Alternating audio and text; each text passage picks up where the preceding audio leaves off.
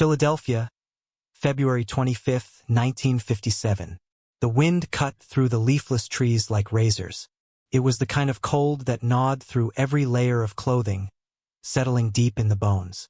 Fox Chase, on the outskirts of Philadelphia, was quiet that winter. The streets muted, the woods bare, and the old, narrow lanes dusted with frost. A boy named John trudged through the underbrush that morning, his boots crunching through frozen leaves. He wasn't supposed to be here, not officially. He'd been checking his muskrat traps along Susquehanna Road, near Very Road, when something caught his eye through the tangled brush. First, it was nothing, just a box. A cardboard box, the kind used to package cribs, tossed into the woods like trash. But there was something strange about the way it sat there, half buried, the corner torn open as if someone had kicked it in frustration. He hesitated. The woods were quiet except for the rustle of wind in the dry branches. Somewhere in the distance, a dog barked, sharp, then gone. Curiosity tugged at him. He pushed closer, brushing aside the brambles, his fingers stiff from the cold. The box had faded lettering, "Fragile. Handle with care." The flaps were bent, soaked by melted snow. He pulled them open. What he saw made his breath stop. Inside, wrapped in a tattered blanket, was the small, pale body of a boy, perhaps 5 or 6 years old. His eyes were closed, his hair crudely cut, his small hands clenched at his sides. The box smelled faintly of damp cardboard and something else. Something he couldn't name but would never forget. John stumbled backward, his throat tightening. For a moment he thought about running straight to the police. But he didn't. He closed the flaps again, heart pounding. He was trespassing, after all. He told himself it might just be a doll, a trick of the light. He hurried home, trying to erase the image from his mind. But the next day he came back. This time he brought a flashlight. He opened the box again. The boy was still there. It wasn't a doll. It wasn't a trick. It was real. And someone somewhere had left him here, as if he never mattered. John reported the discovery anonymously. It would take another day before the Philadelphia Police Department arrived at the scene. Detective Stanley Bannon was one of the first on site. He'd seen his share of strange cases in 20 years on the force, but nothing like this. The box lay near a narrow dirt path off Susquehanna Road, barely visible from the street. The officers cordoned off the area, photographers snapping pictures while Bannon crouched beside the box. The boy couldn't have been older than 7. Thin, malnourished, even. He was naked except for a plaid blanket wrapped loosely around him. His hair looked uneven, as if someone had cut it in haste, tufts and patches sticking up oddly around the crown. There were bruises, faint, old, and new, around his head and body. But his face was peaceful, almost angelic. Bannon stood silently, jaw tight. "He looks like he just fell asleep," he murmured. The medical examiner, Dr. Joseph Spellman, confirmed the worst. The boy had died from blunt force trauma to the head. He estimated the death had occurred 3 to 4 days earlier, perhaps even longer. The cold had preserved the body. The officers searched the surrounding woods for clues. They found a few footprints in the mud, too smudged to identify, and a small blue cap nearby. Then, a child's scarf tangled in the brush. But no sign of who he was. No mother. No father. No witnesses. The case hit the press almost immediately. The Philadelphia Inquirer printed the headline, "Body of Boy Found in Box. Mystery Shrouds Child's Identity." Newspapers described him as between 4 and 6 years old. 40 pounds, blue eyes, light brown hair, small scars on his ankle and chin. Detectives hoped someone would come forward. A missing child report, a distraught parent, something. But no one did. At the city morgue, Dr. Spellman performed the autopsy. His notes were clinical but restrained, as if the very act of writing them down felt like a violation. There were bruises on the head, the arms, the legs. His fingernails were cleanly trimmed. His hair, oddly, had been cut after death, with clumps still stuck to his body. It was as if someone had tried to change his appearance. Then there was the blanket, cheap, plaid, and worn thin from use. The kind you'd find in a modest home, not a wealthy one. The box itself was traced to a J.C. Penney store in Upper Darby, used to package a baby bassinet. Investigators tracked down every purchase made of that model, but no lead panned out. The boy had no name. The newspapers began calling him the boy in the box. Detective Bannon refused to let it go cold. He ordered posters printed with the boy's face, distributed across Pennsylvania and beyond. More than 400,000 flyers were sent out, tucked into gas bills, mailed to police departments across the country. The photo was haunting. The boy's face soft, expressionless, his small frame wrapped in the blanket. Beneath it, the caption read, "Who is the boy in the box?" Weeks passed. Leads poured in, all dead ends. One woman swore she'd seen the boy near a local orphanage. Another claimed he matched a missing child from New Jersey. Each lead led nowhere. The detectives grew weary, but Bannon kept the photograph pinned above his desk. He'd stare at it long after everyone else had gone home, the boy's vacant eyes seeming to ask for something, recognition perhaps, or justice. The press moved on to other stories, but not the people of Philadelphia. People came to see the box. They left flowers, toys, handwritten notes. They didn't know his name, but they felt something. A collective ache that someone, somewhere, could leave a child like this in the cold. It became personal. One rainy evening, a man named Remington Bristow, a medical examiner's investigator, stopped by the morgue after hours. He'd been following the case obsessively, even though it wasn't technically his jurisdiction. He studied the boy's face through the glass, the small chin, the delicate nose. There was something heartbreakingly familiar about him, though he couldn't say why. Bristow began to develop his own theory, one that would consume him for decades. He believed the boy had come from a foster home not far from where the box was found, a place run by a couple with a history of taking in children. But for now, it was only a hunch. Outside, the snow began to fall again. Soft, silent, indifferent. Detective Bannon drove home through the dark that night, the city lights fading behind him. His hands gripped the steering wheel tighter than usual. He couldn't shake the boy's image from his mind. The small body in that cheap box, abandoned as if he never mattered. He thought of his own son, asleep in his bed at home, warm under the covers. He imagined what kind of world allowed something like this to happen. Somewhere out there, someone knew the truth. Someone knew who this child was. And for reasons only they understood, they wanted him to stay forgotten. Bannon promised himself he wouldn't let that happen. Not this time. As the city of Philadelphia fell asleep, a quiet vow echoed through the precinct, through the morgue, through the empty streets and the frozen woods of Fox Chase. "We will find your name." For months after the discovery, the nameless boy haunted Philadelphia. His face, pale, innocent, and forever still, was everywhere. On billboards, on gas bills, on the corkboards of diners and laundromats. Every time someone looked into those eyes, it felt like he was silently asking the same question. Why?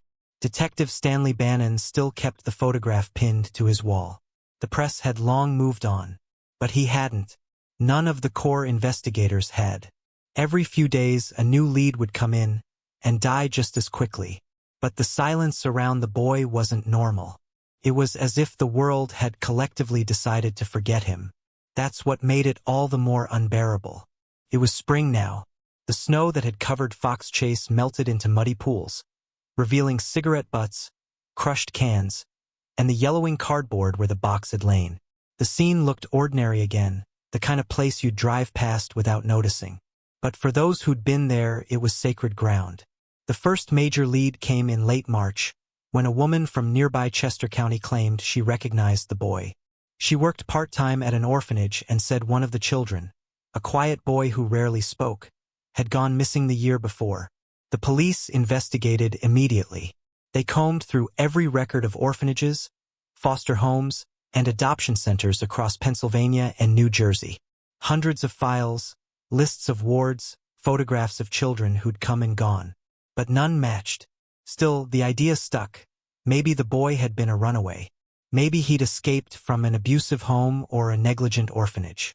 Maybe he was one of the forgotten, a child without papers, lost in the cracks of the system. Bannon hated the thought, but it made sense. In post-war America, many children drifted through orphanages, never officially recorded, never missed. But still, no one recognized the face. No one came forward. In the summer of 1960, the case took a strange turn when a local investigator named Remington Bristow, the same man who had studied the boy's face at the morgue months earlier, became obsessed. Bristow wasn't part of the active police team anymore. He'd retired, but the case never left him. He began driving to the site on Susquehanna Road, over and over again, as if trying to feel what had happened there. And one day, while speaking with a local resident, he learned about a foster home just over a mile from where the boy was found. A family, the rumor went, had been taking in foster children for years. They lived in a small, run-down house surrounded by a tall fence. Bristow decided to visit. The couple who lived there seemed polite, reserved. Their home, though cluttered, appeared normal. But Bristow's eyes caught small details: a child's blanket, the same checkered pattern found in the box, a bassinet in the basement similar to the kind that had been packaged in that very model of box. Coincidence? Maybe. But Bristow's gut told him otherwise. He brought his suspicions to the police. But the couple had no missing children on record. Their foster arrangements were all accounted for. The police checked and dismissed the lead. Still, Bristow couldn't let it go. He spent the next 30 years convinced that the boy had lived and died in that house. He even paid for a psychic to visit the scene. The psychic allegedly led him straight to the property, without being told anything. Bristow went to his grave believing that was where it happened. But he could never prove it. Then came one of the strangest twists in American criminal history. In February 2002, decades after the discovery, the case resurfaced when a woman known only as Martha came forward to the police. She claimed she knew exactly who the boy was and how he died. Martha said that as a child, her mother had purchased the boy from his birth parents in 1954. She described years of horrific abuse that followed. The boy beaten, starved, and locked in a basement. Then one winter day, he vomited his dinner of baked beans and was beaten to death in a fit of rage. Her mother, she said, cut the boy's hair to disguise him, bathed him, and wrapped him in a blanket before placing him in the box and dumping him in the woods. Martha's account matched some of the autopsy details: the haircut, the beans found in the boy's stomach. Investigators were shaken. Could this be it? But when they searched the address Martha provided, they found nothing. Neighbors who had known the family said they'd never seen a boy fitting that description. Martha's story was detailed, disturbingly so, but her mental health history complicated things. She suffered from psychiatric disorders and had been institutionalized several times. The police couldn't confirm her story. Once again, the trail went cold. Even as decades passed, the case never truly faded. It became a symbol not just of tragedy, but of the stubbornness of human compassion. Detective Bannon died in the 1960s, never finding the boy's name. But his successors and an entire generation of amateur detectives picked up where he left off. They formed websites, forums, volunteer databases. They called themselves the Boy in the Box Society. They studied every scrap of evidence: the J.C. Penney box, the blanket weave pattern, the fingerprints, the faint scars on the child's body. They built 3D reconstructions of his face. They raised money for DNA analysis when technology made it possible. One volunteer, a retired detective named Tom Augustine, reopened the file in the 1990s. He re-examined the autopsy photos, the witness statements, the original crime scene images. He contacted Bristow's widow, who gave him her late husband's notes. The obsession spread. People who weren't even alive in 1957 found themselves drawn to the case. They spoke about the boy like a ghost who refused to be forgotten. By the early 2000s, forensic science had evolved enough to reopen the evidence. Technicians extracted mitochondrial DNA from the boy's teeth and bones, preserved all those years in the cold earth of his grave. They compared it to databases of missing children, to genealogical records, to the few traces of DNA recovered from crime scenes across Pennsylvania. For years, nothing matched. But the team persisted. Each failed test was another promise, we're not done yet. Then, in 2019, the team decided to take one more step, genetic genealogy. Using the same techniques that had caught the Golden State Killer, they submitted the boy's DNA to a genealogical database. Took 3 years. On December 8, 2022, Philadelphia police held a press conference. Behind the podium stood Police Commissioner Danielle Outlaw, her expression solemn. For the first time in 65 years, the boy had a name, Joseph Augustus Zarelli. Born January 13, 1953. 4 years old at the time of death. A native of West Philadelphia. DNA traced him to his living relatives, descendants of the Zarelli family. The mother, long deceased, had been identified. The father was still alive but never publicly named. The case had come full circle. But the revelation didn't bring closure. Who had killed him? Why? How had a child from a known family ended up naked, beaten, and discarded in a box by the road? The police said the investigation into the manner of death was ongoing. But the boy's name, at last, was his again. In the end, people placed flowers at his grave, the small headstone in Ivy Hill Cemetery that had long read only, America's Unknown Child. Now the stone bore his true name, Joseph Augustus Zarelli, January 13, 1953, February 1957. The city mourned a boy it had never known, but had never stopped loving. Even now, decades later, questions linger. Was Martha telling the truth? Was Bristow right about the foster home? Was it something darker, something lost in the silence of 1950s Philadelphia? No one may ever know. But one thing became clear. This wasn't just a crime story. It was a mirror, a haunting reminder of how easily society can overlook its most vulnerable. And yet, through 6 decades of persistence, one truth endured. Even when the world forgets, someone always remembers. The winter sun had just begun to fade when the story of the boy in the box finally began to resurface after decades of silence. By the early 2000s, the world had almost forgotten him. His cardboard coffin was now a relic of 1957, an era of black and white televisions, Cold War fear, and the illusion that America's suburbs were safe. But for Detective Bill Kelly, a retired Philadelphia officer who had never stopped caring, this was never just a case file. It was a child, a forgotten name, a stolen future. Kelly sat at his desk surrounded by fading photographs. The boy's bruised face, his small fingers folded at the morgue, and that haunting box, the one that once held a new bassinet but instead became a coffin for an unknown child. The case had haunted every detective who touched it, but Kelly had spent 40 years trying to give him back his name.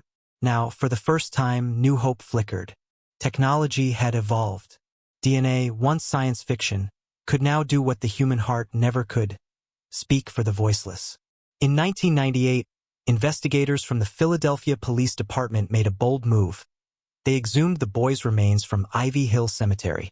For over 4 decades, his tombstone had read only Heavenly Father, bless this unknown boy. That day, under the gray skies of Germantown, forensic specialists carefully collected bone samples to preserve what little DNA time had spared. But it would take more than a decade before technology caught up. In 2022, after tireless work from genealogists, a team from the Vidic Society, a group of retired detectives and forensic experts known for solving cold cases, received the match they'd been praying for. After 65 years, the boy finally had a name: Joseph Augustus Zarelli. Born in 1953, Joseph was just 4 years old when he was found dead in that box in the Fox Chase Woods. The announcement was both heartbreaking and astonishing. Cameras rolled. Reporters leaned forward. Philadelphia Police Commissioner Danielle Outlaw stepped up to the microphone, her voice steady but emotional. Today, after 65 years, we can finally say his name. This is Joseph Augustus Zarelli. For a moment, the world stood still. As investigators dug into Joseph's lineage, a dark and complex story began to unfold. Joseph had been born to a young, unwed mother from West Philadelphia, a woman struggling to raise her children in a time when single motherhood carried deep stigma. His father, reportedly from a prominent family, never publicly acknowledged the boy. Rumors soon swirled through the city's tight-knit neighborhoods. Some whispered that Joseph had been passed between relatives, neglected, or hidden from sight to avoid scandal. Others speculated about institutional abuse or underground foster care systems. But no single theory could fully explain what happened in February 1957. How a small boy ended up beaten, starved, and discarded in the woods. Police still withheld the names of his parents, citing privacy laws and the ongoing investigation. Even with Joseph's identity known, one truth remained painfully unresolved. Who killed him, and why? Back in the 1950s, Fox Chase was a quiet, wooded neighborhood on the outskirts of Philadelphia. A place where kids played in the snow and families waved from porches. But after February 25, 1957, it became synonymous with one of America's darkest unsolved mysteries.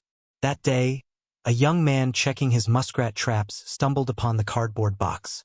Inside lay the naked body of a boy, wrapped in a flannel blanket. His hair had been crudely chopped, as if someone tried to disguise him. His body showed signs of severe abuse, malnourishment, bruises, and old scars.